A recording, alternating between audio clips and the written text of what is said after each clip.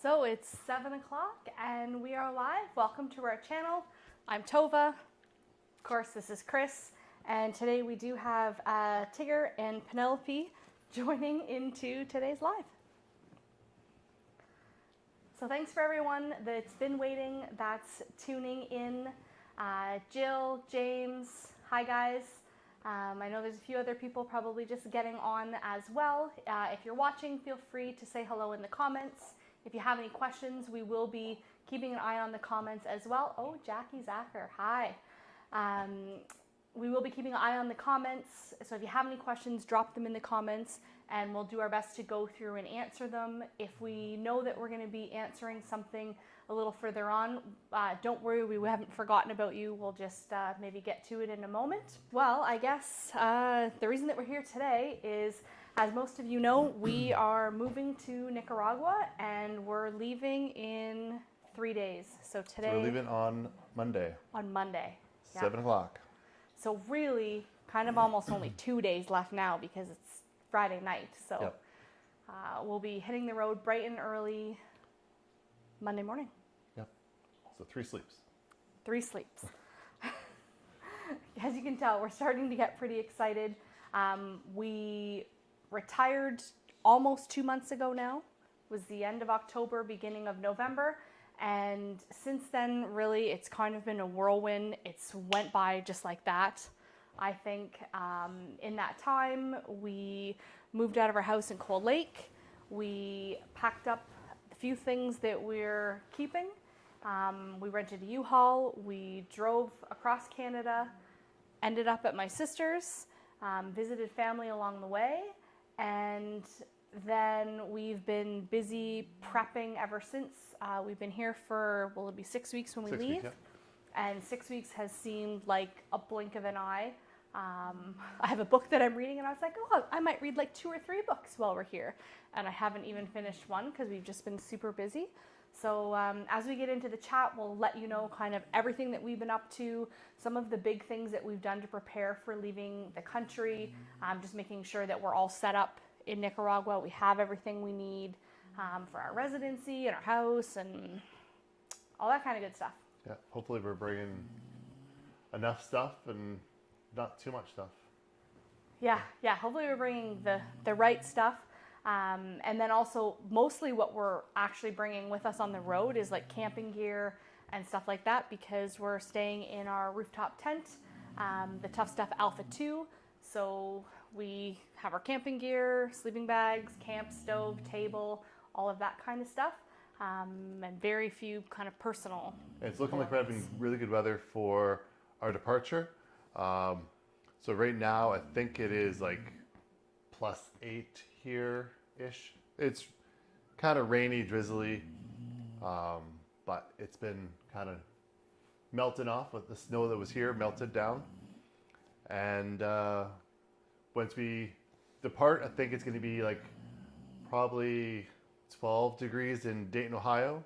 Yeah. And then Memphis is going to be probably +15. So we're heading into a warm spell. So we just had a cold spell. So yeah, we have good weather. We've hit a couple snowstorms along the way. We had an ice storm along the way here. We had to actually stop in a little town, Schreiber, and stay in our vehicle overnight because we couldn't drive on the road. It was too dangerous. Yeah. And the hotel wasn't pet friendly, so we had to stop at the side of the road. And well, not side of the road. We stayed in the hotel parking lot because they didn't allow pets. So we stayed in the parking lot, slept in their vehicle. Yeah. Not in the tent. Not in the tent as we wish. But woke up, it was like a sheet of ice. I could actually pull the ice off of the vehicle. It was one of those times. Yeah, and the I'm motel... glad we pulled over though. Oh yeah, well, and the motel parking lot definitely looks like the things that horror movies are made from.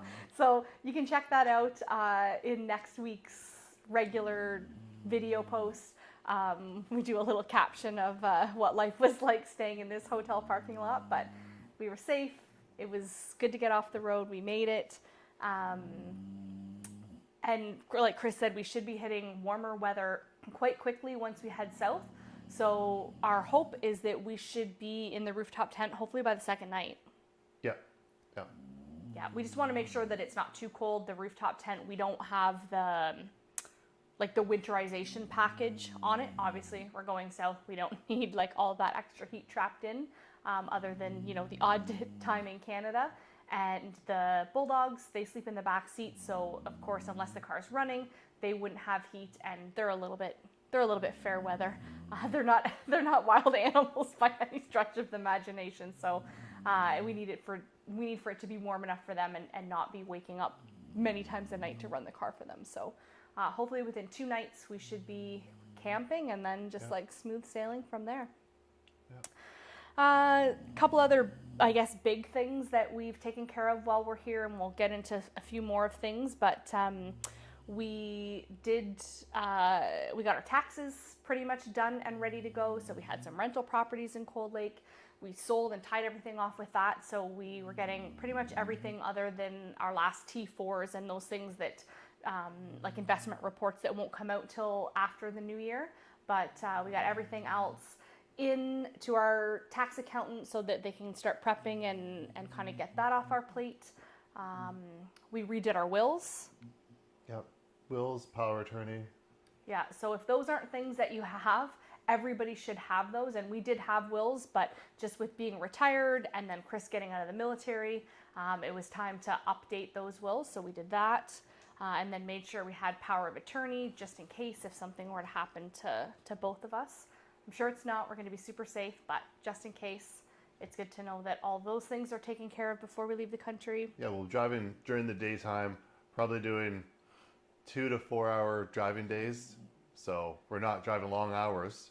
It's just basically going from one town to the next and just kind of check things out, camp a little bit, and just enjoy being retired and being on the road, and just our new lifestyle, which is very exciting. Yeah, we'll chat in a bit about what our route is. We spent quite a bit of time really trying to figure out the tentative route. Of course, it's all tentative. We can, come and go as we please. We're kind of planning on taking about a month to get down to Nicaragua and enjoying the adventure along the way. But if we decide to spend a little longer, or if we need to get there a little bit sooner, we definitely can. But we do have a pretty good tentative route planned out, at least kind of the main highways that we want to be on and that sort of thing. So we'll go through that. One of the other big things that we got done that's kind of been on the to-do list for a while is getting set up as an Amazon affiliate. Yes. So just kind of yesterday, we got things on the go with that. So with our YouTube channel, we're now a registered Amazon affiliate, which means that in some of our videos in the description, you'll see some links to some of our favorite products. For example, if you watched one of last week's videos, we talked about the really awesome fridge freezer cooler that we have, the Bogue RV. There's a link to that. So if you wanted to check it out, you wanted to buy it on Amazon, the folding table, coffee maker, all kind of things like that. And it doesn't cost you any extra to use those links, but we do get a really small percentage back, essentially for helping Amazon make more money and more money and more money. Yeah. So help a little person out, not that Amazon, they make tons of money, and if we get a little advertising bonus from them because somebody buys something, then we really appreciate it, and that's a great way to thank a YouTuber and help them keep creating content. So if you're looking to shop for something maybe that you've seen in one of our videos, check to see if the Amazon link is there. If you have any questions, give us a shout, let us know. We can send you the link or find something for you. We see a few more people online. We've got Annie B, hello, and Kristen H. How did you buy the awesome folding table? Yes, that was on Amazon, and there is a link to that in last week's video, and I think from the weeks before. Totally worth the money. We did a lot of research for that specific folding table. And just if you're looking for folding tables like that, I would tell you that there are a lot of folding tables on Amazon that are not that wire mesh on the top. they look like a really awesome table and it tells you that it's like some kind of wood or something. It's really not. In the very, very, very fine print of the table's description, it tells you that it's like a melamine pressed board. And then in the reviews, people talk about like as soon as it gets wet, it's gonna like puff up and it's not gonna be good. So the metal one that we have was like a couple of extra dollars over the one that pops up really quickly on Amazon. So yeah, check the link in ours. Yeah, it's all weather, really durable. I love that table. Like it's like a mesh.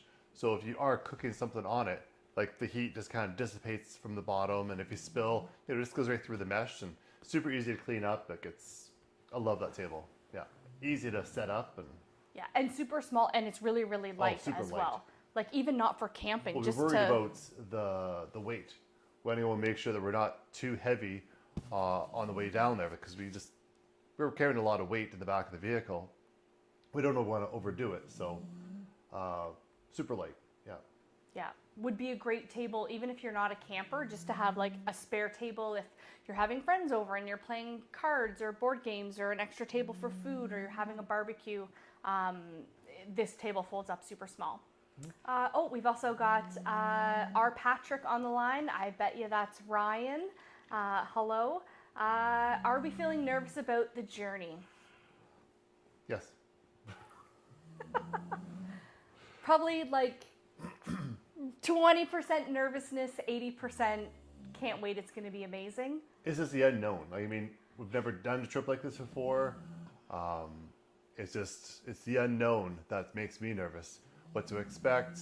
I'm sure it's going to be pretty clear sailing along the way. May come into a few hiccups, but overall, I'm sure that it's going to be pretty good. Yeah, like the nervousness is, like the what if this happens? What if we get pulled over by the cops? What if, I don't know, we get stuck at the border and we have a hard time figuring out where the right office is to buy our tip? Well, it's going to be the language barrier that's going to be makes me the most nervous about, is the language barrier, like just trying to communicate back and forth. So I got a SIM card. It's a eSIM card. So basically it's you can go and buy cell service anywhere in the world with this one SIM card. So it's like a universal one.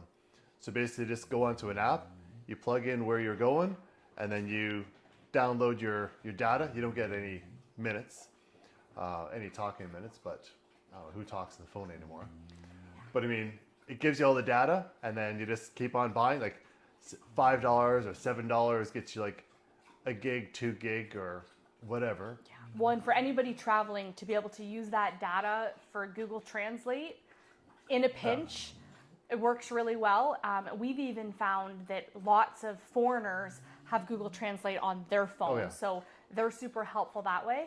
At the end of the day, though, like if it just takes us a little longer, or I'm not going to say I'm nervous, but like at the borders, it's me that's going to be going and like getting the tip for the car and doing all that, because my Spanish is a little better, and perhaps I might be a little bit more relaxed, maybe since I'm a yoga teacher, but a little bit more relaxed, in that, I know it's going to take a while, and it's just more how inefficient the border systems are there compared to here. And I also read online, also in several spots, that it's funny, females do better with government officials, just in general. They either go nicer on them, or I'm not sure what the deal is, but it seems that if female is talking to any government official, it seems to go a lot smoother. So we'll test that process, and we'll let you have at her. Yeah.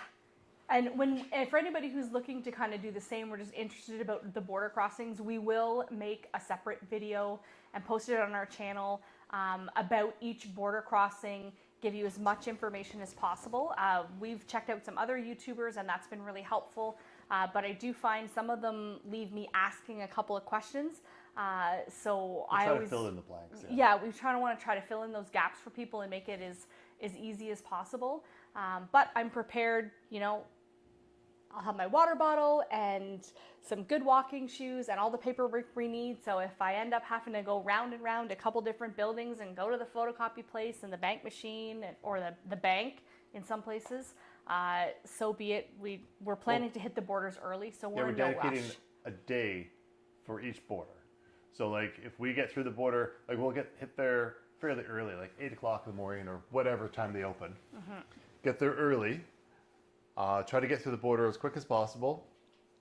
Once you get through the border, the distance we make away from there is all bonus.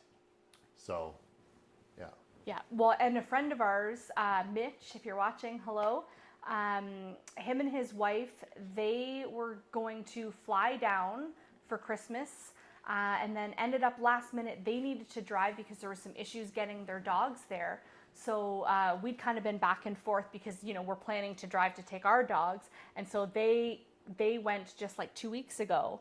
And so he kind of kept us updated along the way and gave us some good information. Thank you, Mitch. Yeah, thanks, Mitch. And also really good updates because he's a native Spanish speaker. So a little bit easier for them to get through some of those places. So the information is great that way. But we'll take our time and, you know, we'll probably want to kill each other a couple of days, but we'll survive. Oh, I see your sister's online. Hi, Roberta. Hey. Jill has this question, the eSIM. How long have we had our YouTube channel? So we started our YouTube channel. April. It was a year ago in April. So we're about a year and a half in right now. More than that, yeah. Yeah, just over a year and a half. Hasn't seemed that long. But. Yeah. Unfortunately, we kind of started it as COVID was like roaring its ugly head. So we had a lot more travel planned that didn't happen before that. Yeah. But we've got the channel up and running. And now that we're retired, once we get to Nicaragua, our plan is to travel a whole lot more. Central America, like in Costa Rica, Panama, eventually get to South America. We'll probably backtrack and go back to some places like in Guatemala, El Salvador, Honduras, as well as doing a lot more extensive travel in Nicaragua. So there'll be lots of really good content coming on our channel. Yeah. And on the beginning of all of our videos, there's a little montage or whatever of all the words coming together, all the countries coming together, creating amazing adventures.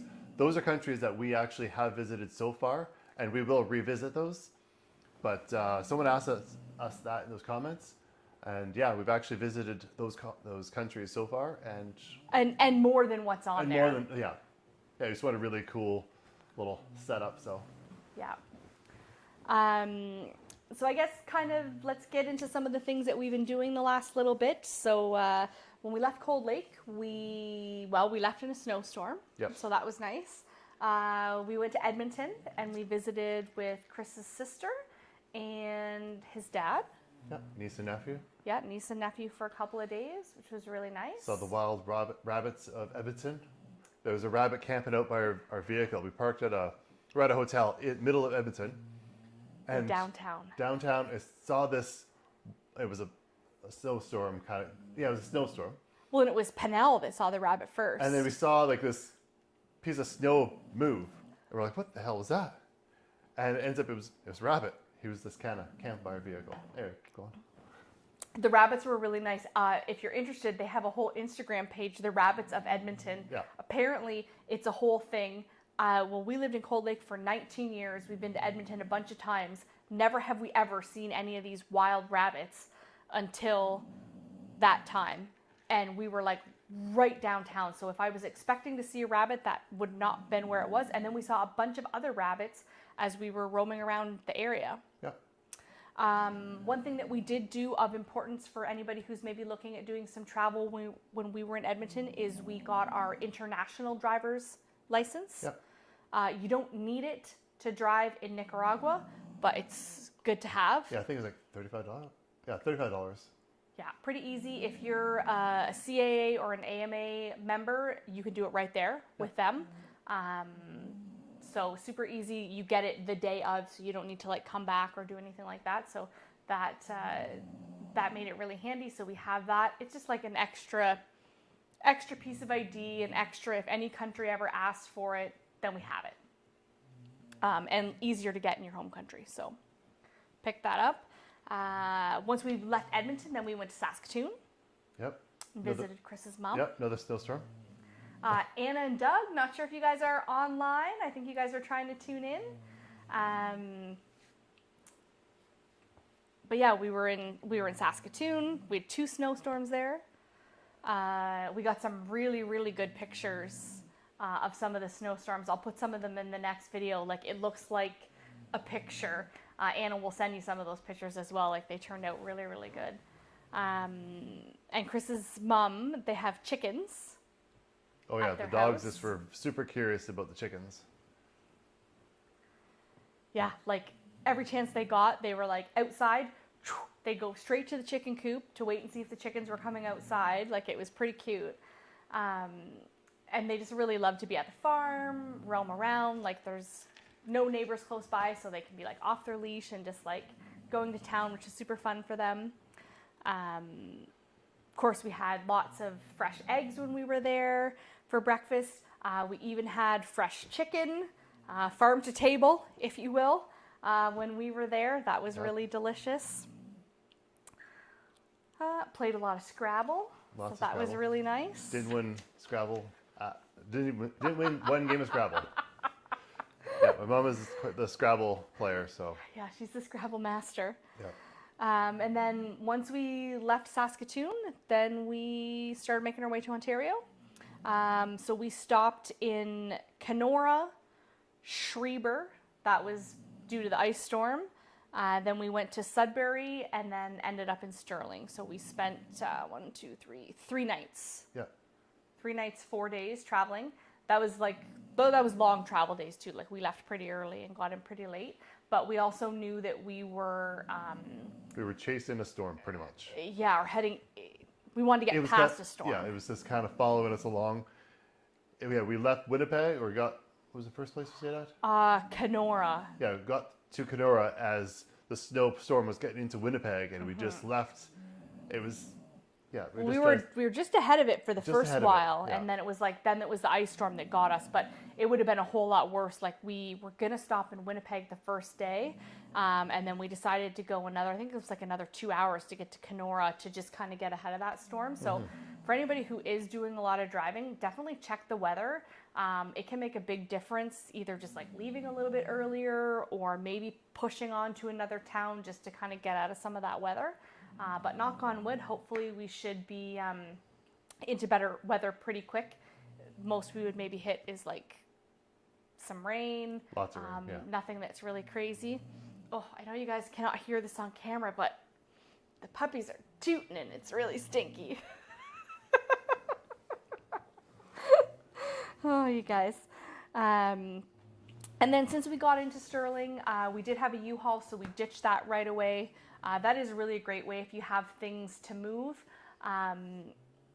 It's really affordable to rent a U-Haul and pretty easy. We've done it a couple times in town, but this was taken out of town. And then once we got here to my sister's, we kind of unloaded, decided that we wanted to get a small storage unit, just to keep everything tucked away and out of everybody's hair. And so we got everything organized and downsized a fair bit from there as well.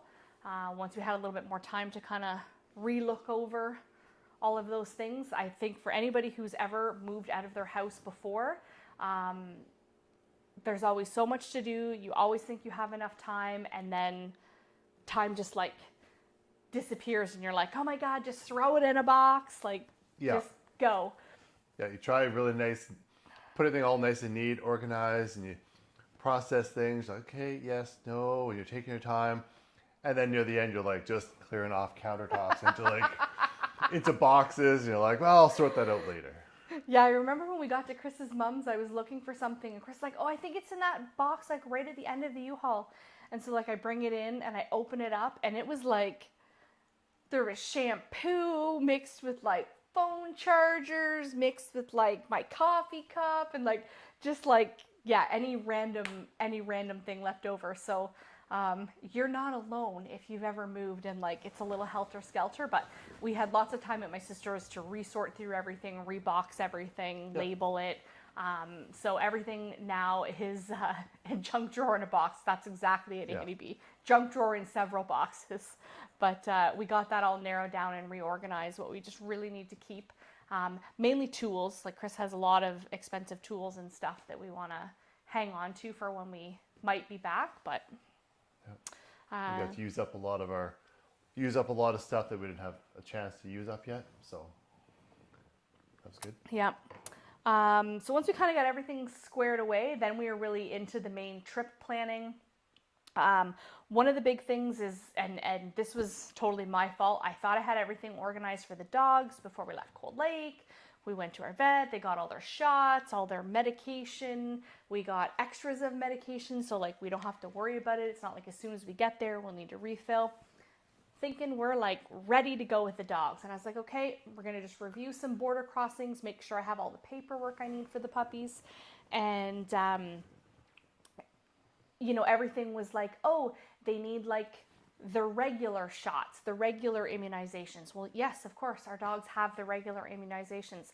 Then I start digging a little further. What are these specific regular immunizations? And I'm like, oh, well, yeah, like rabies, distemper. Oh, yeah, parvo. Yeah, the dogs, they have that. And then I was like, well, do they have all those shots? Are they regular everywhere? And it was really actually kind of difficult to find the list of like what is considered those shots for Central America. I finally found it, and then I was like, ooh, there was 2 on the list that I wasn't 100% sure, and I was waiting to get our official like full vet records for the dogs from Alberta. But while I was waiting for that, I called them and I was like, oh, can you tell me, like, just confirm what are the shots that they get with their like annual vaccination? So then they told me, well, we were actually missing one of the shots. And it's just because in Alberta, it's more northern, it's cooler, it's not really a problem that they have, so it's not part of the regular vaccination. So really something to keep an eye on if you are taking pets into other countries.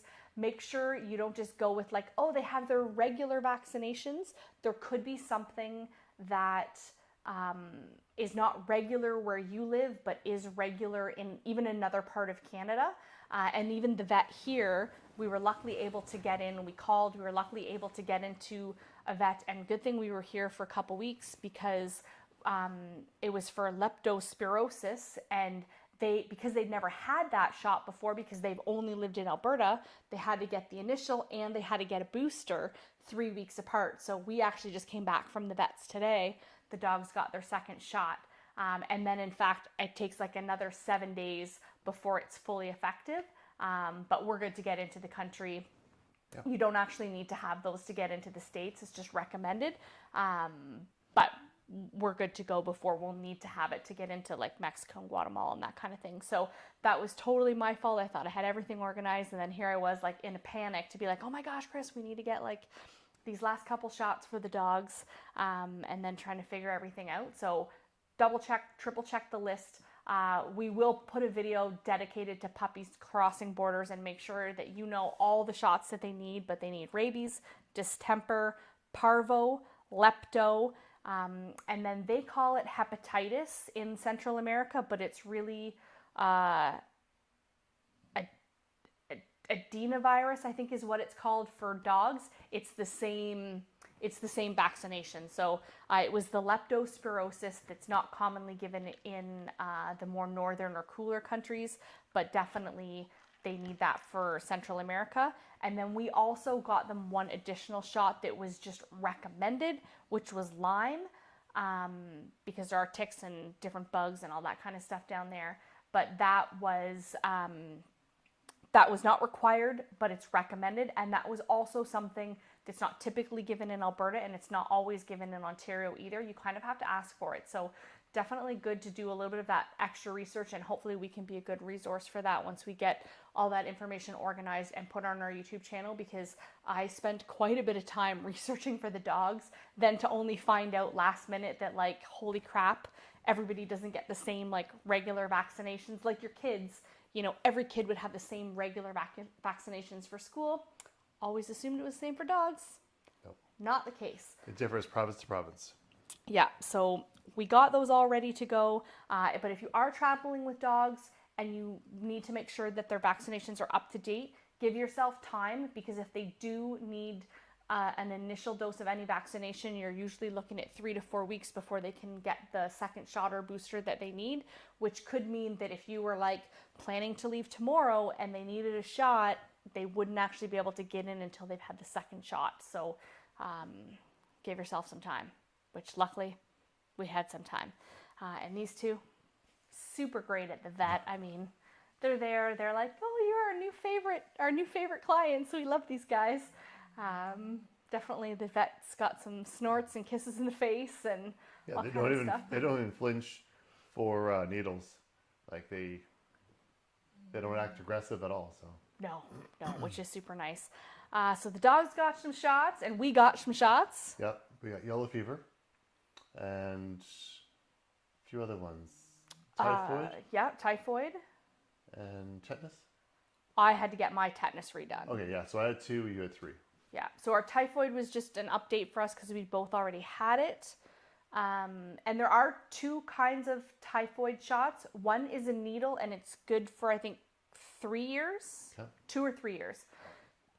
Some places give it as an oral medication and it's good for like 7 years. But I guess in Canada, it's not an option in Canada, but some other countries it is. So depending on where you currently live or where you might be getting vaccinations from, I would take one that's good for 7 years if it was possible. But you don't need the yellow fever vaccine for Nicaragua. That was only for when we go down to Panama, because we're going to go and do a bunch of touring down in Panama. You need it for certain areas of Panama. Not all of Panama, but certain areas. And we just got it just to be safe. Yeah, well, and also going down into Central America or South America, there are some places in South America that we would need it as well. And we just figured it was easier to get it done here. Like it's lifetime. Good for life. So, yeah. Also, fun fact for the science geeks out there, apparently the yellow fever vaccine, they don't recommend it often if you're 60 or 65 or older because there's more potential for complications. So if you are somebody who's under that age and is thinking about traveling in the next bunch of years, maybe go ahead and get it. Like Chris said, it's good for life. You won't ever need a booster. So get it while you're younger. Don't wait until maybe if you are someone, I mean, we're fortunate we got to retire early, but maybe if there's some people that are like planning on traveling later in life and then they haven't got that shot, then it would be too late for them to get it because the risk. Especially a lot of people are going to, we talked to a lot of people and they say they're going to retire down in Panama. I was like, that's good, but they're going to retire in Panama in their 60s. So, if you're 40, it's best to go and get the shot a little earlier than, at 60. So just a little bit looking forward. Yeah. And also, it's not a super cheap shot. It costs us it's usually between about $150 to $200. So just be prepared for that. Part of the reason that it's expensive is because it's also not a vaccine that's given very often here. So typically there's only going to be like one pharmacy within quite a big area that has it, because it's kind of one of those ones too, once they open it, it's only good for so long. And if they don't give it to very many people, then they end up wasting a lot. So we're in the Sterling area. We need to go to Belleville, which is about 20 minutes away. And the next nearest place that we could have got it was Kingston. So 2 fairly big cities. There was only one place in each that you could go to get it. And I know it was the same when we were in Cold Lake. We had to travel to the next town if we were going to get it there. So if I would have got it when I was still in the military, they would have covered it. But since I retired, then I got the shot. I'm going to look in to see if my healthcare plan covers that after the fact. But it might be out of your pocket. So if you're currently covered, it's probably good to go and get it covered under your healthcare healthcare plan. Yeah. So all our military friends out there, you go to the MIR and you tell them you need yellow fever vaccine because you're planning to go to Panama, and that you plan to do some adventurous things when you're there. You Yep. need yellow fever vaccine and you're set. Yep. Oh, Amanda P, hello. Good to hear from you. So we said at the beginning, we redid our wills and our power of attorney. There are always, we talk to people that don't have any wills, and it's not something like super fun to talk about or deal with, but... Well, we signed it on, was it your birthday? Well, we went to the lawyer to meet with them the first time on our wedding anniversary. Yeah, on our anniversary, we met the lawyer, got all of it drawn up, and then we re-signed it on your birthday. Yep. Yeah, so So yeah. fun days to remember.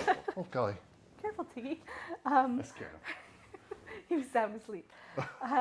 So, it's more for that just in case, but obviously, like, it's too late when something happens to be like, oh, shoot, we should have had a will. And even, something as simple as, like, of course, everyone always thinks that if you're married, if something happens to the spouse, it goes to the other spouse. And that's, like, in theory, yes, that is what happens. However, depending on your family, you could have somebody that feels like they're owed something, or maybe there is somebody in your family that you want to make sure gets something, or, you could have family that fights with one another and everybody's trying to get what you might have had or something like that. And But also we'll be traveling together, so it's good to, just in case something happens, then who's next in line kind of thing. Yeah, if something happens to both of us. So, our will's pretty standard. If something And happens also, to us and something we did happens to both of us. We also did a just in case form for where our bank accounts are, where how to access our house in Nicaragua, all that different stuff. Yeah. Your ICE information in case ICE of emergency. information, yeah, registration for a vehicle, all that stuff. Yeah. Good to leave it with someone else, but even if you're not really traveling, fun stuff to talk about, but yeah. No, not fun stuff, but you know what? It's Has to happen. good. It's good to have, and even if you're not traveling, like if heaven forbid something were to happen to a spouse tomorrow, do you have all the information you need for all of the accounts and how to do everything? Or if both people were to be in an accident, would your family be able to find everything? Would it be in a place that they could find it? Those are all really valid questions, and actually it was your mom that got us thinking about that 2 years ago. Passwords to all your online stuff. So it's good to go and keep that stowed away somewhere safe and just pass it on. Anyway, next topic. Okay, yeah. Will's power of attorney. If you don't have one, get one. They're really easy to do.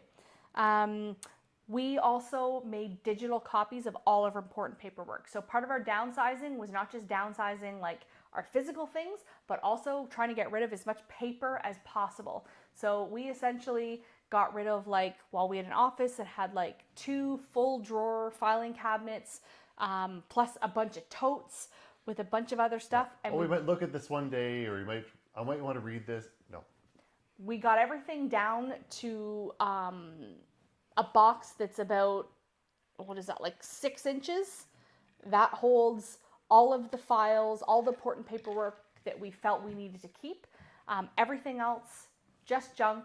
We got rid of it all. And then that little tiny bit of files that we had, so obviously our wills, our power of attorney, our copies of our passports, copies of our driver's license, insurance, investments, those things that we thought we should keep a paper copy of, we also made a digital copy. So we have a digital copy now of all of those things, which makes it really easy. If we ever need to send it to somebody, we need to have it. It's like a good backup if something were ever happen. Those paper copies, you hear of people, either they get broken into or they have a fire or something like that. And then all of a sudden you don't have that paperwork. Oh, what about our taxes? We did keep our taxes because you have to keep 7 years. Those we didn't scan because it's, for us, especially with our rentals, it's so many pages and we have to keep the receipts and all of that. So, 6 years. Yes, 6 years. So, but we did have taxes for probably the last 15 years. So we got rid of all of it, and we actually got rid of up to 5 years because we knew that it's like almost the end of the year. So if CRA, if you're listening and you're going to come and ask for my... You got 2 days. You got 2 days. We got rid of the 1 year a little bit early.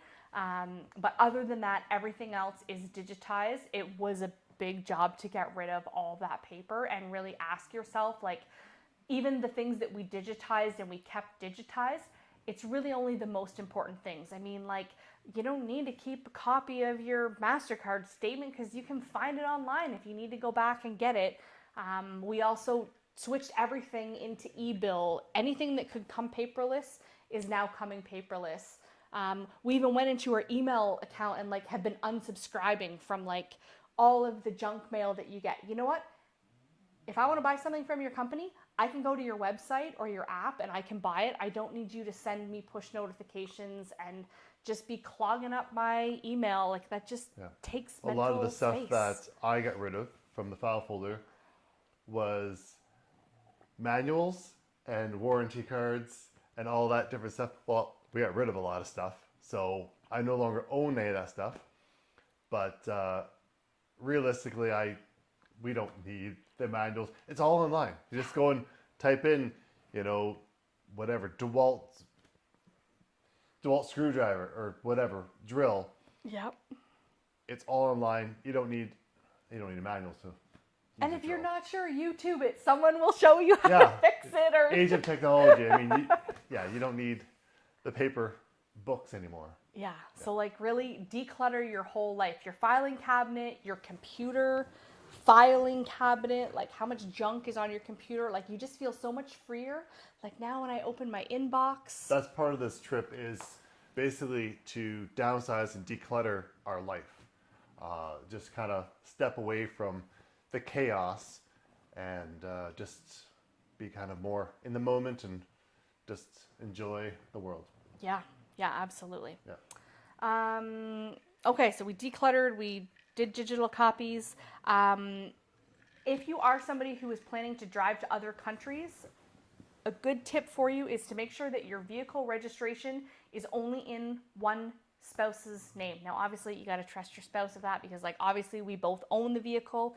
It used to be in both of our names, but just to make it easier at the border, we switched it into one of our names. We said it's going to be me. My Spanish is better. That means I'm the person that's got to get our vehicle through the borders. And that's because if it's in two names, you both have to be there and you both have to be like at the wicket, at the counter. So it just makes things a little bit more streamlined. And since you have two dogs, you know, one person at the wicket and then one person can take care of the dogs in case of the heat and make sure it's running. Like it's, yeah. Yeah, way easier that way. Yeah. And I could be off somewhere else doing something else, like doing some other logistical thing. And then you can take care of the vehicle. Yeah. Also, too, if you're both listed on the vehicle, let's say if like one of you is going to be driving and one of you is going to be flying, that's going to be a problem because you're not both at the border. Or if, you know, you get to a place and then for whatever reason, one of you is going to go somewhere else and cross the border and one of you wasn't, if you're not both there, then it's like somebody's stealing the vehicle. Yeah, Central America's a real big stickler on the owner of the vehicle must be the driver who brings it across the border. Yeah, so be prepared for that.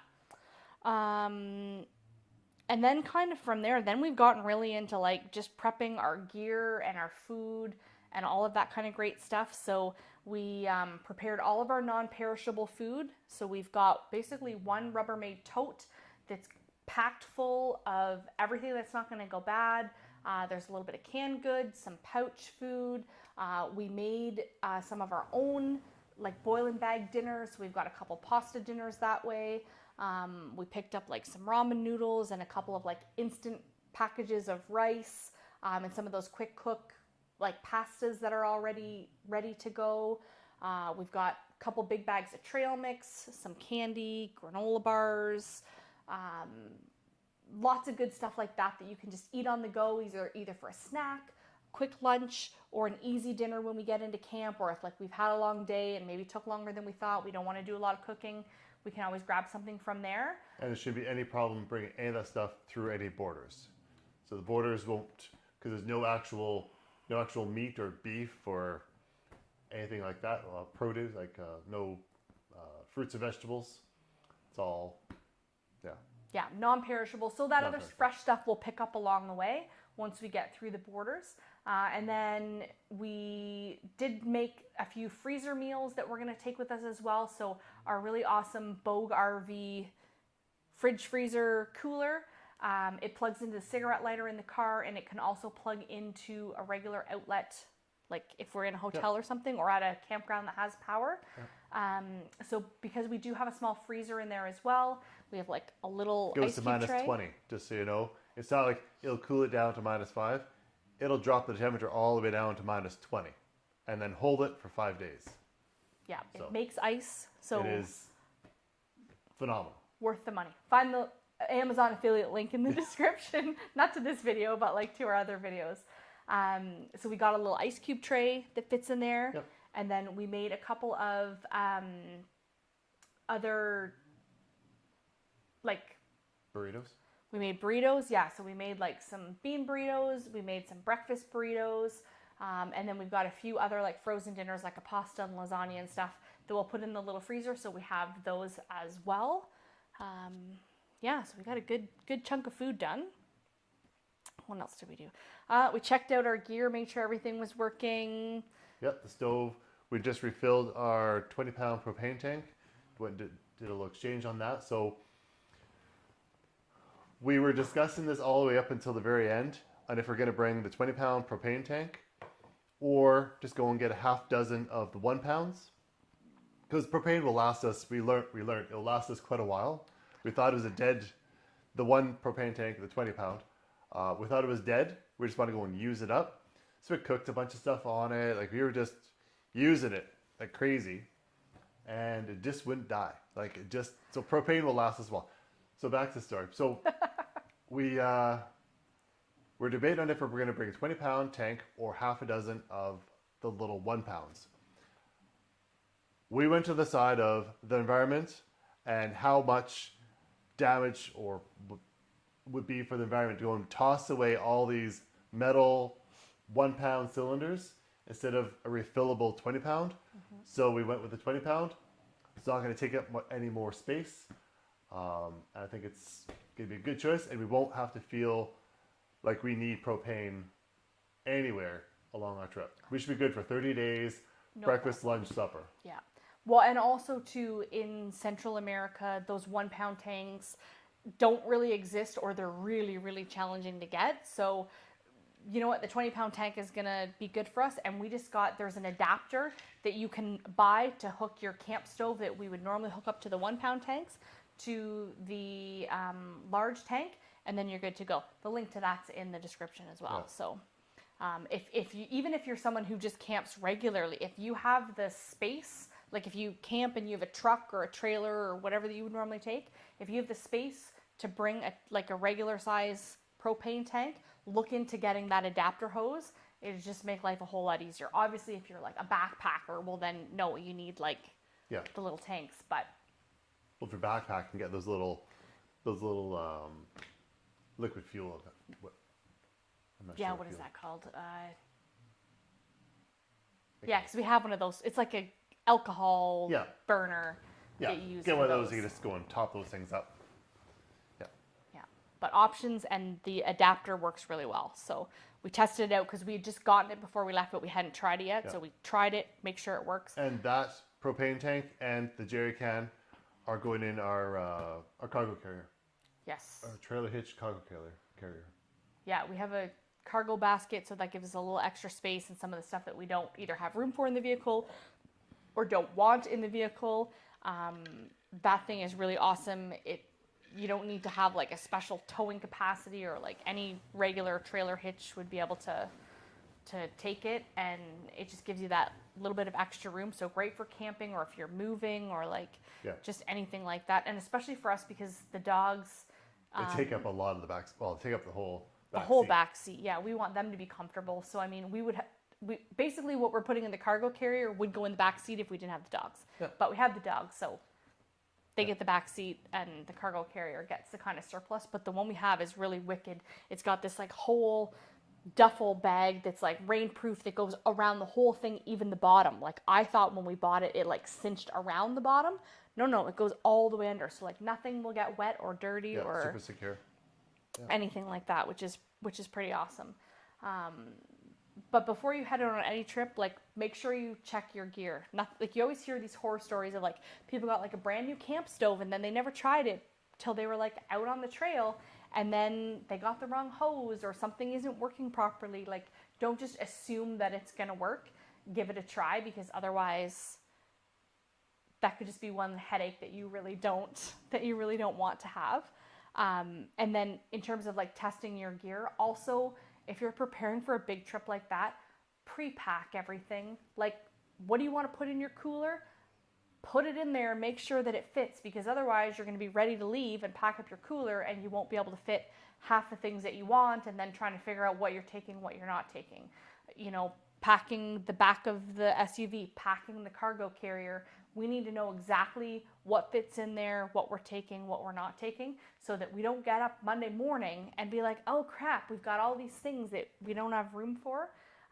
So we've done a couple of dry runs. Yeah. And I tend to overpack for a lot of things. So packing things up and unpacking them kind of gives me the idea like, oh, actually, do I really need this? No, I don't. So that I could downsize a little bit and it just slowly get rid of things as I pack it up. And I'm like, oh, shoot, I packed this. I don't really need it. Or I have 2 or 5 of this. You know, I just get rid of it. Yeah, and really, we've kind of done that for every trip that we've been on. Like, we usually would get, like, our suitcase out and get everything out, like, at least a week ahead of time. So you can see if it fits in the suitcase you want to bring. And then you have that week at least to, like, mull it over and decide to get rid of stuff or change things. Or So obviously this one, we've taken a little bit more than 1 week. But this is a much bigger trip than our regular travels. So our route. Where are we headed? So yeah, we're driving Sterling, Belleville, Toronto, down to Dayton, Detroit to Indianapolis, down to I think Memphis, and then I think there's Houston? Memphis, then Houston? Yeah, there's one spot in between there. Little Rock? Oh yeah, Little Rock, Arkansas. So Little Rock, Houston, and then to the border of Brownsville, and that's the border town, U.S. or Texas to Mexico. And then I can't remember or pronounce any of the cities in Mexico, but yeah. Yeah, basically Mexico, we're heading down the Pacific coast. So Brownsville, if you look on the map, it would be like the southeast side of the U.S. So we're going to stay on the southern east side of Mexico till about halfway through Mexico. We for short form call it Coats, but it's really like Coats with the Z plus about another 12 letters. So I can't remember the full name, but when we hit Coats, that's where in Mexico we kind of start coming more to central Mexico. We're going to skirt Mexico City, so we won't be going into Mexico City. We'll stay out of the city because we want to camp and stuff and really kind of enjoy that kind of aspect. We're not looking to go into a lot of big cities, so we'll be outside of Mexico City, and then we kind of start crossing central Mexico, and then we will cross the border into Guatemala, kind of in the middle of Guatemala. Yeah. That's Mexico. Yeah, come across Mexico, and then it's kind of the middle of Guatemala that we're going to come into. There's 2 borders that we were looking at. There's one that's like in the middle of Guatemala, and there's one that's a little more south. But we decided that we're going to go more towards the middle one. Doesn't really make too much of a difference either way. But that's the one I think we're going to go through. Sticking to main highways, like the number 1 highway, or the Pan American Highway. Yeah, Pan American Highway, CA1 it's called too. So we really were checking out all of those areas along the way. And then once we get into Guatemala, we want to see Lake Atlan. We want to go. So yeah, I have 6 days you in got it. Mexico, and then we have 6 days in Guatemala, and 4 days in El Salvador, and 2 days, I think, in Honduras. 2 in Honduras. Yeah, and then we're in Nicaragua for 4 days before we get to our house. Yeah. So we should be, by estimate, should be 26 days. 23 days will be in Nicaragua. 26 we should be at our house. We estimated about 30 days, but yeah. Well, that gives us a couple of days if we find somewhere that we really like. There's a couple days where we don't even actually even move. We just stay there one extra day because we wanted to go and stay at one particular spot. Really want to enjoy it. We don't want to just kind of pull up like, oh hey, this is really great, and then it gets dark and we miss it. So we want to go and spend a full day in some spots. Yeah. Yeah, so as we move through Guatemala, we're kind of, hitting Lake Atlan. We're going to go to Antigua and kind of head out that way. And then we'll go into El Salvador. We want to go to like the Santa Ana area. Hopefully check out the volcano and see a few other things in El Salvador. And then we'll cross into Honduras.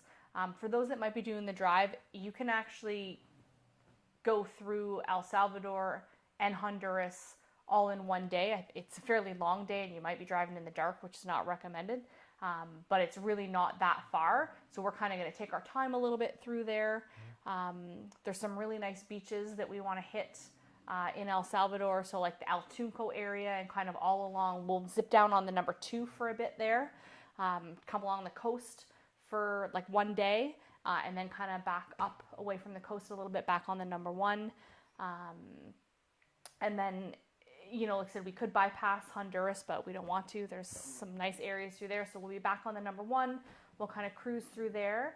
And then when we get into Nicaragua, we're going to stay in the Samaro Canyon area. That's like the first kind of stop right after the border anyway.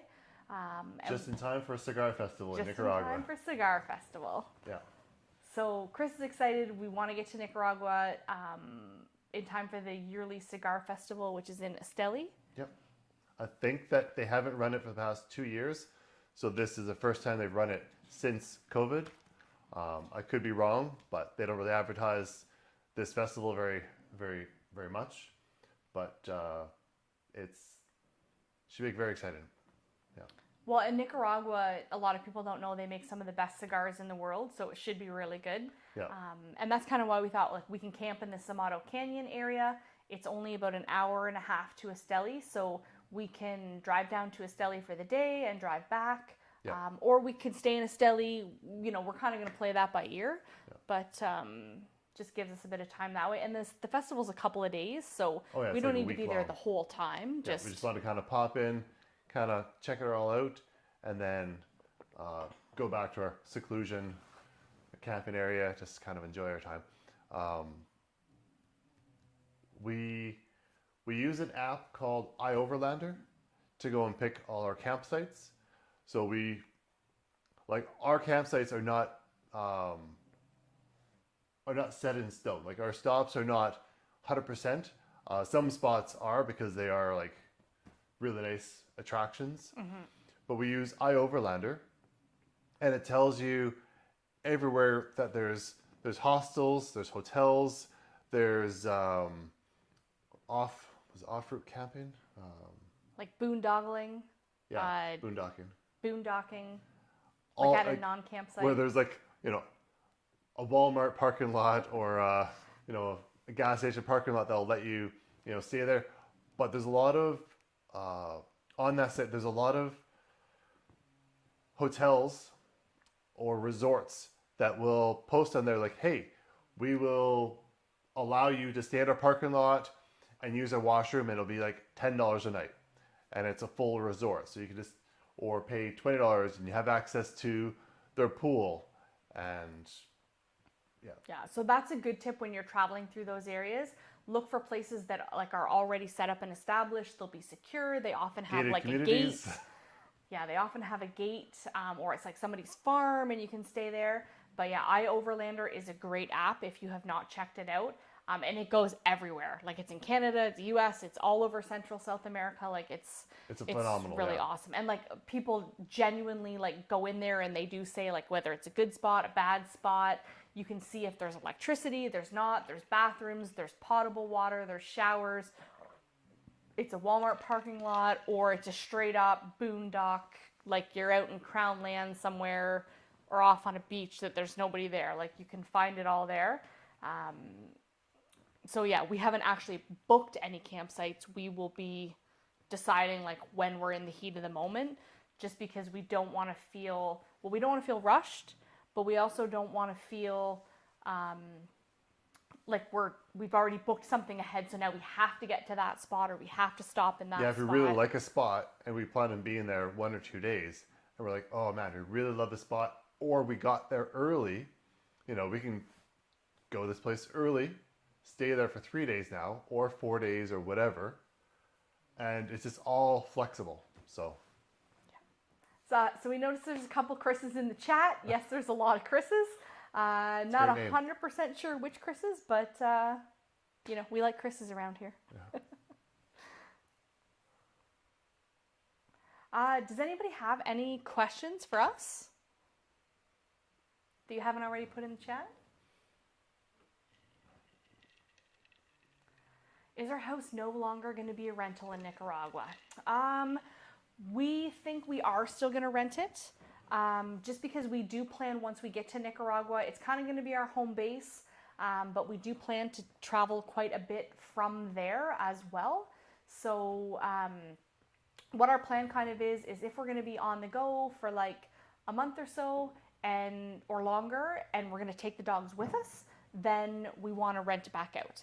If we are maybe just going for like a really short trip and we don't take the dogs, then obviously we're not going to rent it out during that time. We'll have someone come and stay at the house, like a dog sitter, and watch Tigger and Penelope. So our plan is to rent it out, but it'll more be based on like our travel plan. So like if we're going to go to Costa Rica for a month, then we want to rent our house out. So we don't have like those dates set in stone yet, but kind of once we get there and get settled in, then we'll make a bit more of a plan, and to work with our property managers at Mango so that we can organize to have it be on Airbnb and looked after.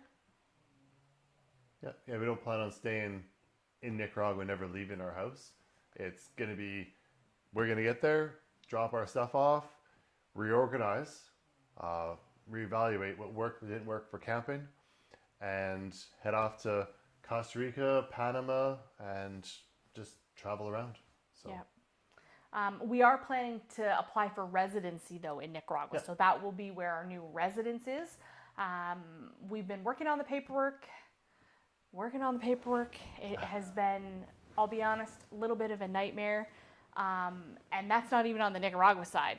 That's on the Canadian side. So one of the things that we need to apply for residency is certified true copy of our live birth certificate, which is not the regular birth certificate that everybody has. It's a long one that's on like legal size paper, and it has like more information on it, and you have to request that through the provincial government. We got Chris's really easy. Mine was from Saskatchewan. From Saskatchewan. Mine was from Ontario. It was a real rigmarole back and forth with the government office. Originally it was going to be like 10 days, and then they said check back, and then they're like, oh, we've got delays, and then it was delayed, and then they needed more information from mine, and then I didn't have the information, and so they said try to get it, and so like I tried to get it as best I could, and then they said, okay, go online and send us the information. So I went online, I sent the information, then I get a letter in the mail saying, you need to mail us this information. I was like, oh, are you kidding me? Like I did it online. And then all of a sudden, then it just showed up in the mail. So yeah, that'd been since August that we were looking to get that. So now we actually, the only other thing we need now is Chris's pension statement. to Which apply just for got residency. Which just got delivered to my sister's. Oh, it did? Yeah, she emailed last night. Oh, sweet. Yeah. I was going to say, because, another government agency, like military government pensions for any military friends out there, you'll get a laugh out of this. So yeah, apparently the pension statements, like they just kind of come willy-nilly whenever. It's not every month. It's not on a specific day. And there's no portal or there's no way to get it online. You have to just wait for it in the snail mail whenever they just like randomly feel like sending it to you. Like, frick. Yeah, both of them came in. Yeah, so part of the residency process, you have to gather up this information, and then you do need to get it all, again, certified that it's a true copy, so it needs to go to one of the government offices in Ottawa, and then after that happens, it needs to be all translated into Spanish. So you need to send it, you need to get it translated, and then from there you need to send it to the Nicaraguan embassy, which is not in Nicaragua. That is in Ottawa as well now. And then from there, then it goes to Nicaragua. So we were trying to have all that done before we actually left Canada, but because it was taking so long, obviously that hasn't happened. So we will send it. We will send it once we can, and we're working with a lawyer, which I would recommend. I mean, for the amount of money that you're going to pay them, and the headaches and the Spanish and like it'll cut down on a lot of time. A lot of time. Yeah, time is money, so definitely use a lawyer. So Jill wants to know, if you're going to be a resident, you have to go out of the country. So once we get our residency, we won't need to do those border runs or get out of the country. So right now it is 90 days. We can stay in the country without having to leave. And then after, within that 90 days, we just leave the country for a coffee and come back. We just got to cross that border and back. We don't have to spend a night out of it. We just spend, have a coffee on the other side in Costa Rica, which is 45 minutes from our house. Yeah. Cross the border, get the 2 stamps, exiting, entering. We're good for another 90 days. But we're bringing a vehicle. Vehicle is not so good. Vehicle can only stay in 30 days. So we have to do that every 30 days or go to Revis and they will restamp it for another 30 days. I found that out. I think once for the vehicle. Yeah. Yeah. We're going to be switching our vehicle and buying something local once we get there anyway. But one thing with the residency is once we apply, then we actually don't need to leave the country every 90 days while we wait for it. So it's like you get some kind of paperwork that says your residency is in process. We'll still have the issue with the car, but hopefully by then we'll actually have a new vehicle that's a Nicaraguan plated vehicle and it won't be an issue. Yeah, hopefully a Suzuki Jimny. Look it up online. They're really cool little vehicles. It's like a Suzuki Samurai. It's about a modern day Suzuki Samurai. It's Suzuki Jimny. Yeah. Or a Toyota Hilux. But we're going to go with Jimny. Hopefully, yeah.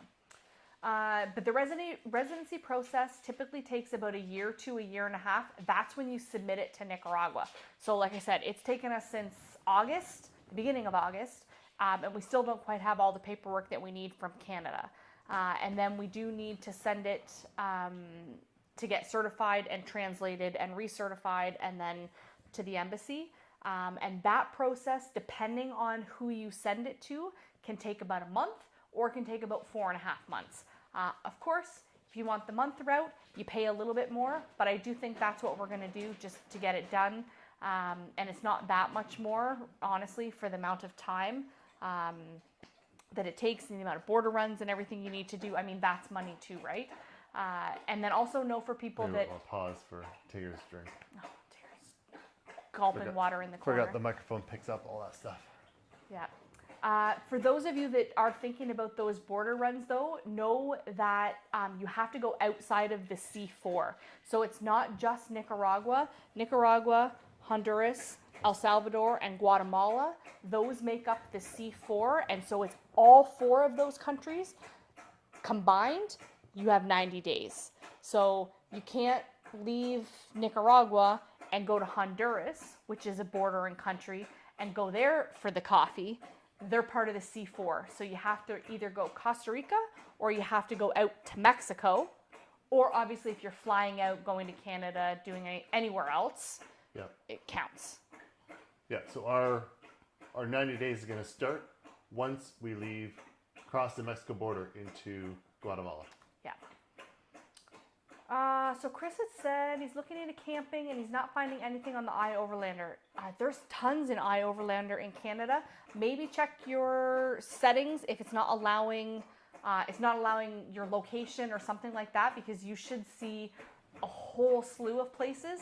I do know that you have to zoom in a little bit until there's too much, so you have to zoom in a bit, and then you'll see like all the little trees pop up that show you where everything is.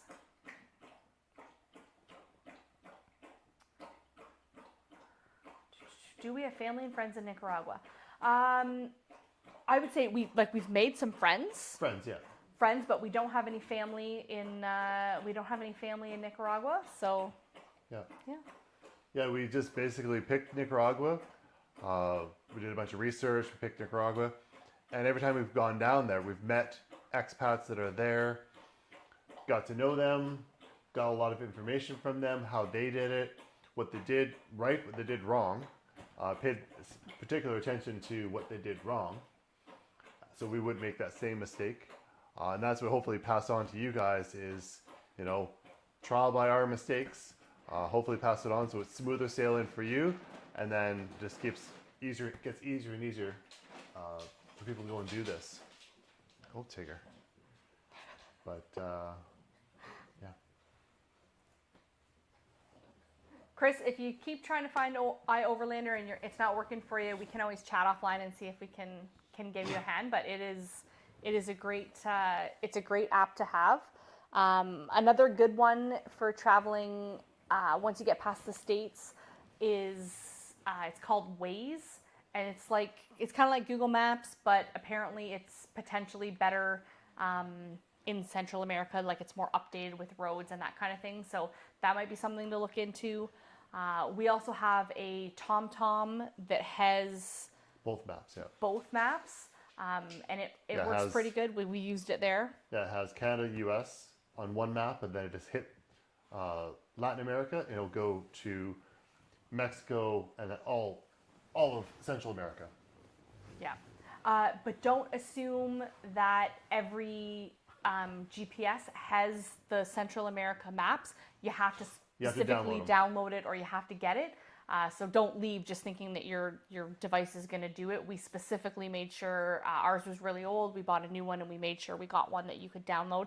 And the one that we have, we can actually download like Europe and wherever we're going. It has a whole bunch of different places. Yeah, that all you those can maps download. are free. So just basically make sure you have enough room in your device to download all those maps, and then just swap from one map to the next. Yeah. Oh. One of the Chris's says he just opened Atonia. Nice. Oh, that would be good. For those of you that don't know, that's one of the two local beers in Nicaragua. Yeah, our favorite. Yeah. The other one is Victoria Frost.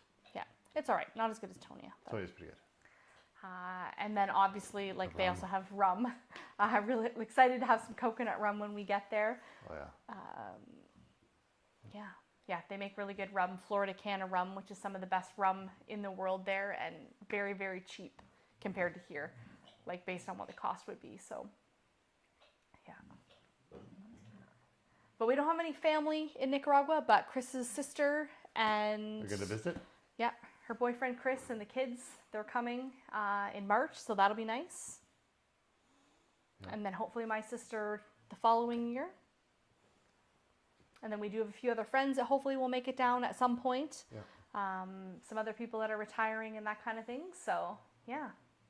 So, yeah, Tigger and Pinnell are traveling down. They're taking up the whole back seat. They love traveling.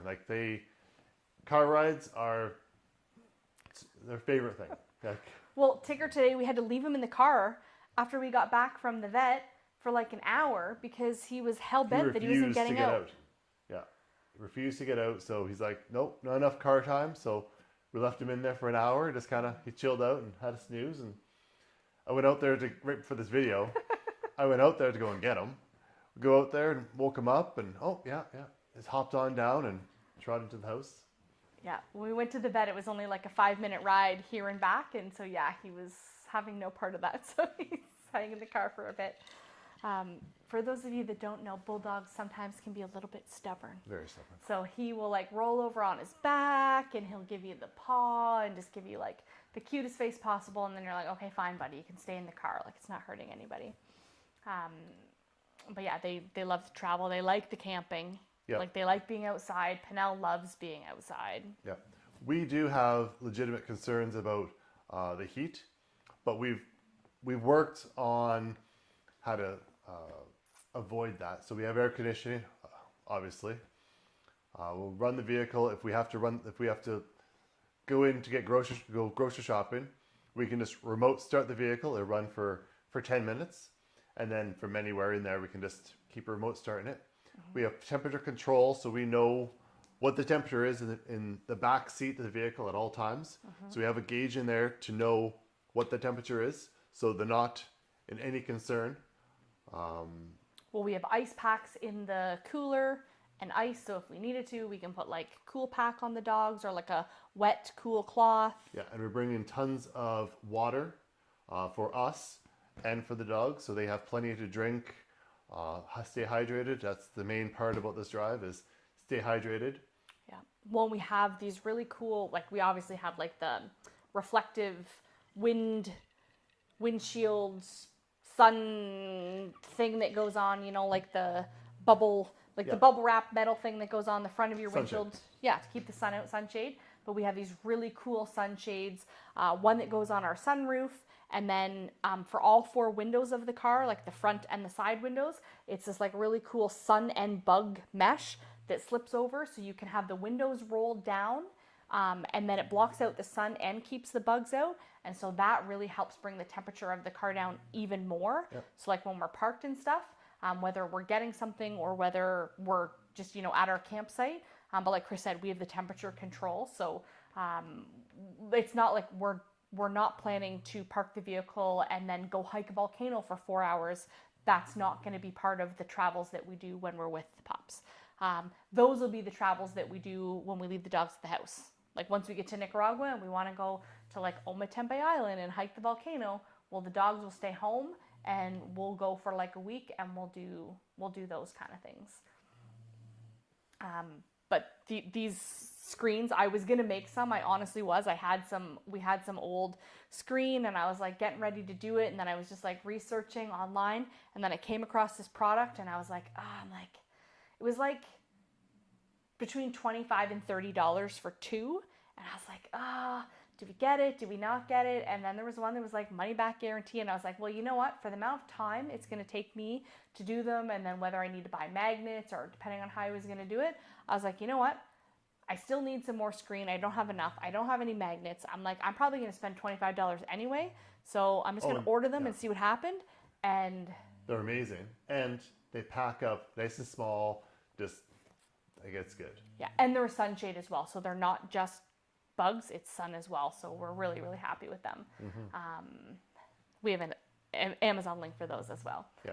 But yeah, so the dog's worried, but not worried. And then at our house, like I know some people have said online, like, oh, you shouldn't bring bulldogs to Nicaragua.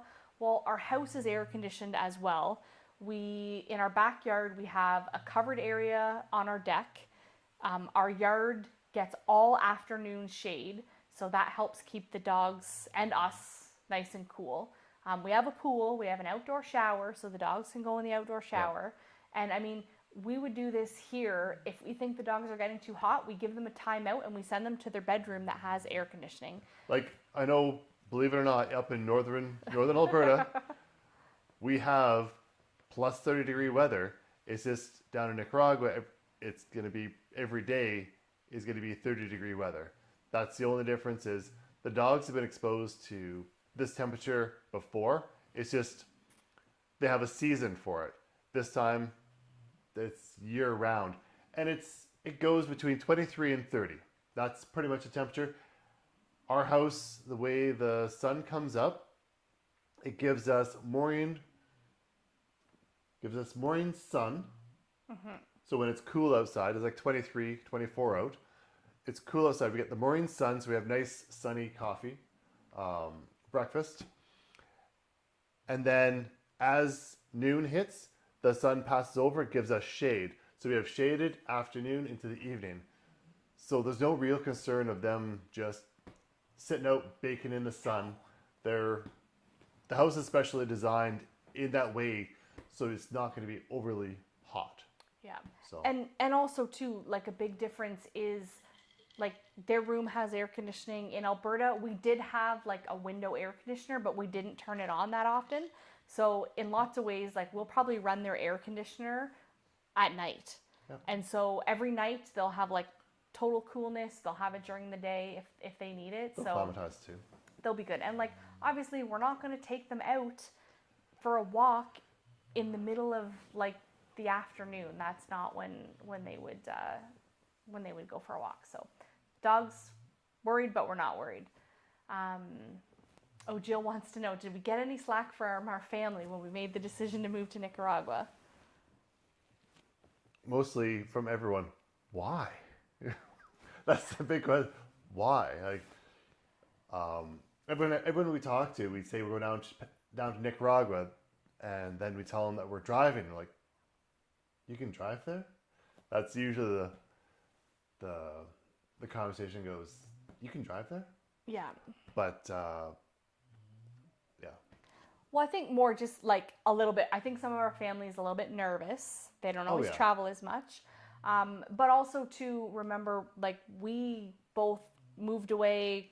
Chris worked for the military. I worked for the military. Like we've lived away from our family longer than we've lived with our family. Mm-hmm. So this is kind of what we know. This is what our family knows. It seems like it's really different because we're farther away, but it's really about the same price to get a flight to fly back to Canada. And I would say the biggest difference is now that we're retired, it's not like we're punching that clock in terms of vacation days. Like, oh, we're here for a visit, but we can only stay this many days because we got to get back to work. Now, when we come home, if we want to come for a week or two. I think our visits are going to be longer now. Yeah, like we can stay for 2 weeks, whereas before, like we typically would be like 5 days, maybe a week. So that'll be good that way. What else is in the chat? Oh, Christine wants to know, are there dog sitters in Nicaragua like in Canada? Not the same, like it's not built up the same way as it would be in Canada, especially some of the bigger cities where there's like lots of companies and stuff and do that. But you can pay people to do anything in Nicaragua. Like there's always people looking for work, whether it's locals looking for work, whether it's other travelers or expats that would like to make a little money on the side. There is like an expat backpacker community that's what they do is they travel around, they house sit, they dog sit, and that's how they move country to country. They look up online, they're accredited, they they've been vouched for basically, and they basically couch surf house to house all through Central America, all through the world, and they house sit, dog sit, or whatever, just to go and travel, to get that exposure. And there is a Facebook group, Nicaragua House Sitters, I think is the name of it. I am a member. I can't remember exactly, but I think it's Nicaragua Pet Sitters. See if you can find it. If you can't find it, send me a quick message, like direct message, and I will look it up and I will find it for you. But there is a group that they started in Nicaragua just specifically for that.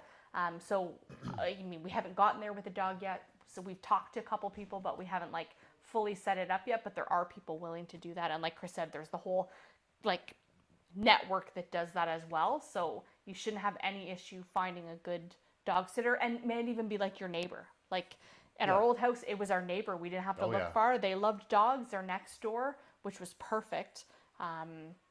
So that they would just come over and let the dogs out like multiple times a day. So yeah, it was good. One of the Chris's want to know, do we have a fridge cooler in our vehicle? Yes, we do. It's a Bogue RV fridge freezer cooler. Yeah, I think it's 35 liter? Maybe 35 gallon. No. I think 35 liter. 35 liter, 35 quart. Fridge freezer, dual zone. One of the greatest purchases we've had. One side you can just freeze all the way down to -20. Actually, both sides can be freezers or both sides can be fridges. So you pick and choose what you want, and you can go temperature all the way down to -20 either side, and then the other side it's completely separate, and it can go down to whatever temperature you want. So you get one at +5 and one at -20. So yeah, they're a must-have for this kind of trip. Yeah, it was a new purchase to us. We only got it a little bit before we left our house in Cold Lake. But it's, if you're going to do any amount of traveling, like getting away from like the cooler with ice and like constantly need to get ice and do all that, I mean, it's worth the money. Yep. For sure. And we also have some other just regular coolers, not electric, just basically coolers that we're going to throw some ice packs in the electric cooler, pull those out, throw those in the other cooler just to go and have additional fridge space. Yeah. Keep our burritos cold. Yeah. Welcome Doris. Hello, one of my regular yogis. Wants to know, where am I going to do yoga when I'm on the road? Well, I have my yoga mat packed and I'm hoping just to do it outside, honestly, like at the campsite. Yoga with the dogs, Penelope in particular, sometimes is a little bit wild. She usually wants to jump on my back and lick my face. Sometimes I can do it for a little bit without her. She'll take a little nap and then I can do a little yoga. So it might be short, but that is the plan, or move far enough away if she's on her tie out that she has to be at the end of her tie out and just watch me do some yoga. But that is the plan at the campsite. And you want to know if Chris does yoga too. I should do yoga. He should. I will say my back is not the greatest, just because of life and work. So yes, I should definitely get in on the yoga, and I will get in on the yoga. I do wake up and I do stretches. We'll call that yoga. But not enough stretches. But not enough stretches. Yeah, maybe you'll see me in some of the videos, just being all limber and stuff. You know how it is. It's always the hardest to convince your family. I've had clients all over that like I convinced to do yoga and I can't convince my husband, but I'm confident we will get him there. The Nicaragua yoga vibe will get him. I know it. I'll become the hippie. Yeah. Christine wants to know, do we know anyone that's traveled with other pets like guinea pigs? Unfortunately, no. I don't know anyone that's traveled like other than dogs or cats. I want to say are you planning on driving or are you planning on flying? Because guinea pigs are small. You might be able to take those like in cabin, like underneath your seat. A support guinea pig? Maybe. Yeah, I would assume, I mean, the first step probably is just needing to have all their vaccinations and that kind of thing. Like I know you can bring those kind of animals like through the main airports. I'm assuming you can fly with them. I'm sure you can, yeah. Yeah. And I mean, and then driving she says she's driving. I'm sure driving would be very much the same, but I don't know if there's a specific list of like what vaccinations and stuff they would need to have. I would go on to one of the Nicaragua Facebook groups and put a post on it. Somebody probably has, and ask if there's anything specific.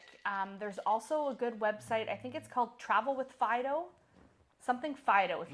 If you type in traveling with pets, something Fido is in the description, and you can look at like different pets and what the requirements are. So I would assume similar to dogs, there must be like a list of vaccinations that you need to have. And then the biggest thing is you probably just need to have like that pet health certificate. And I know for traveling with dogs, going across the Canada-US border is no issue. They should have rabies vaccination, but they probably won't even ask for it.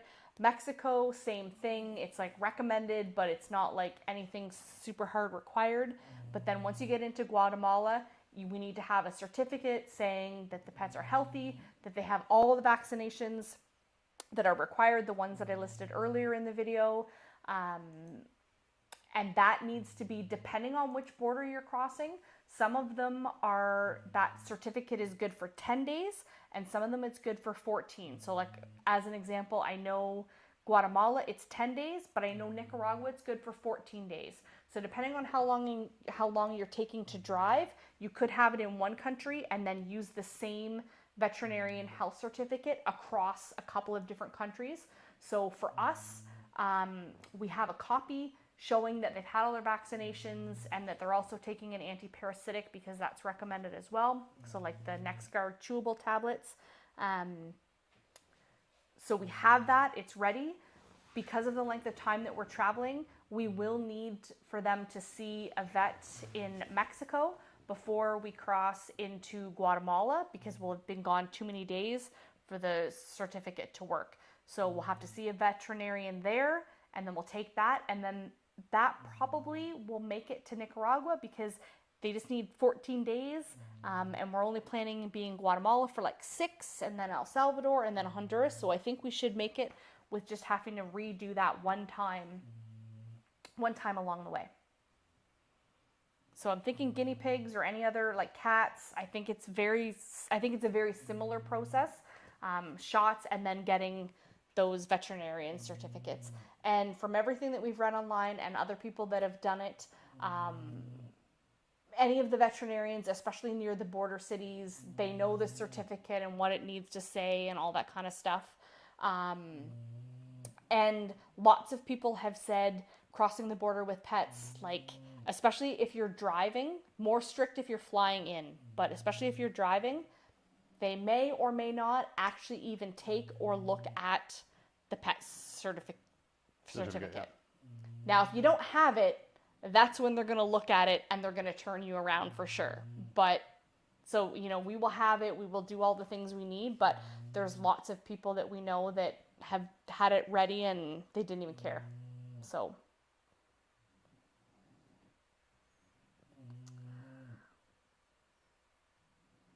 oh, Chris says the chairs look way too comfortable. These are my sister's chairs, so yeah, they are really comfortable. They're nice. We'll let her know that you think they're great chairs. They're actually really comfortable. They have like the electric foot thing recline, that comes out. Probably a little more comfortable than our camp chairs, but yeah.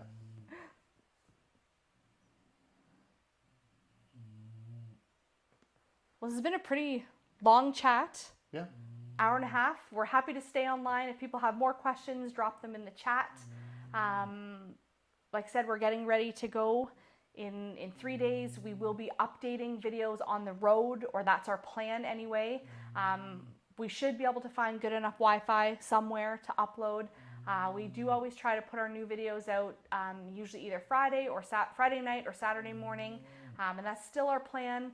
But just stay tuned. Potentially, we might be, a day behind or something like that if we don't have good Wi-Fi where we are until we can find some. We'll try to keep our Instagram up to date and our Facebook up to date.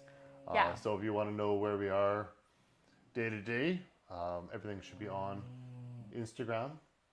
But yeah, we plan to post on Facebook and Instagram every single day. So there should be something there, because even if we have to do data, we should have enough data probably to do that. Oh yeah, we're gonna go and have the SIM card, so we'll have data all the time.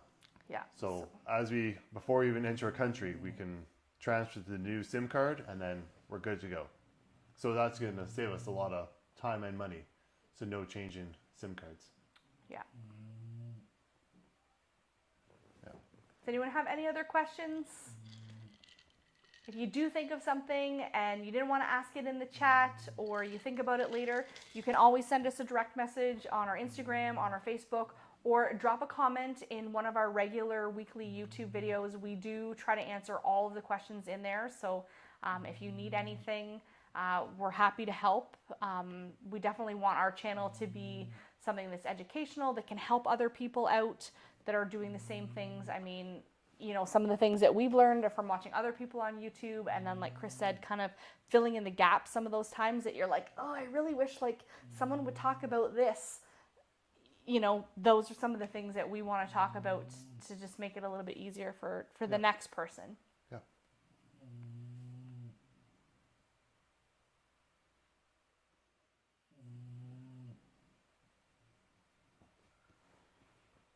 That's it. I think so. Thanks, guys. It's been a slice. Great chatting with everybody, and I don't know. Maybe we'll do a live once we get to our house in Nicaragua. I'm sure.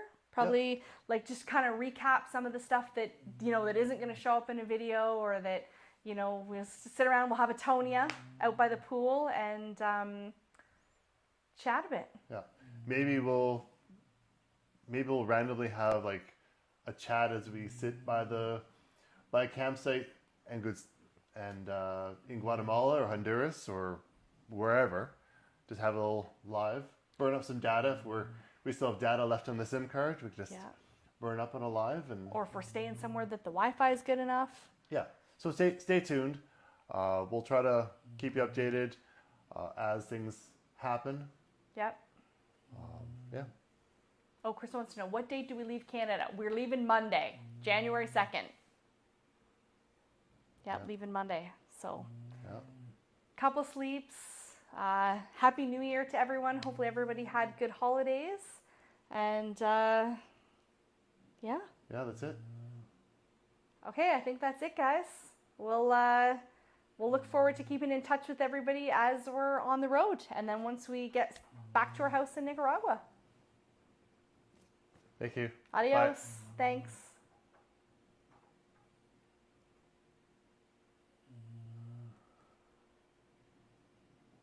I don't know where I stopped this. Up at the top there.